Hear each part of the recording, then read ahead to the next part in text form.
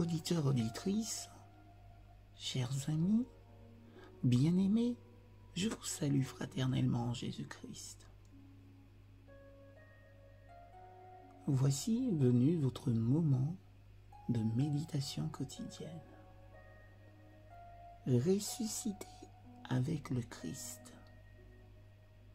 S'il faut se glorifier, c'est de ma faiblesse que je me glorifierai. Car quand je suis faible, c'est alors que je suis fort. 2 Corinthiens, chapitre 11, verset 30, chapitre 12, verset 10. Les chrétiens sont les seuls à tenir un tel langage et à l'approuver. La vie chrétienne est une vie divine, venue de Dieu, vécue entièrement par la foi. Il est impossible d'être chrétien et d'être en même temps indépendant. Si le Christ n'a pas sur nous une souveraineté totale, nous ne pouvons vivre la vie chrétienne. Dans notre culte, la place suprême doit revenir à Dieu et à sa volonté, et à nul autre.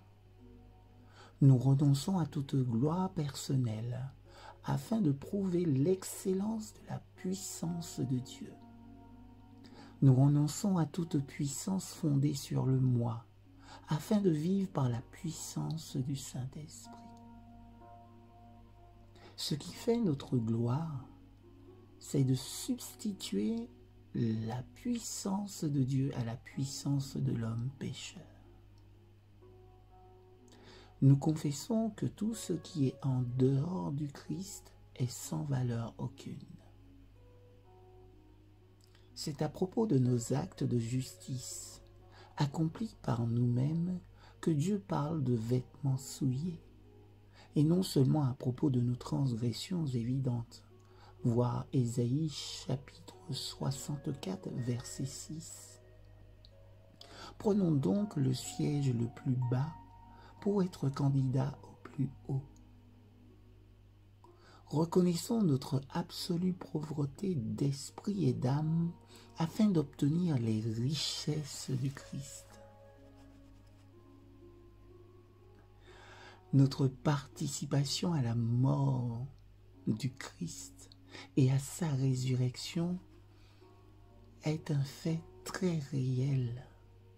Aussitôt que nous discernons la pression du moi, approchons-nous promptement du Seigneur pour nous abandonner à lui. L'orgueil et le fait de nous prendre pour centre sont la cause fondamentale de tous nos péchés. La colère, la haine, l'envie, la jalousie, le ressentiment.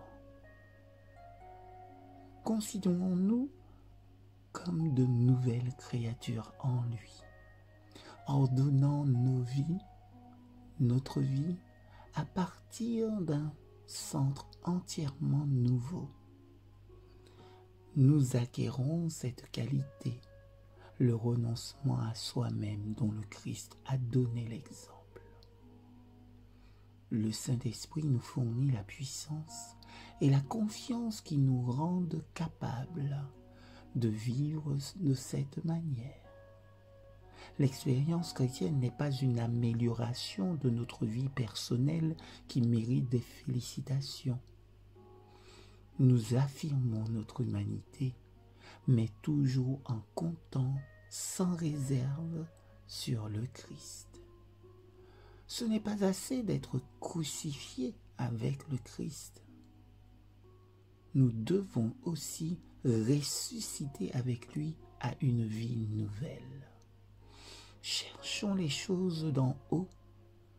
Ressusciter avec le Christ, c'est participer à la vie manifeste à la résurrection.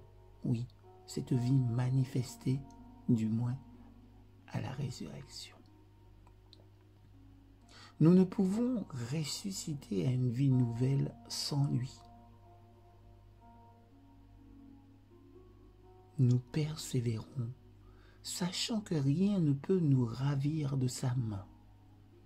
Je dis à l'Éternel, mon refuge et ma forteresse, mon Dieu en qui je me confie. Tu fais du Très-Haut ta retraite. Aucun mal ne t'atteindra, aucun fléau n'approchera de ta tente. Psaume 91, versets 2 et 10. Amen.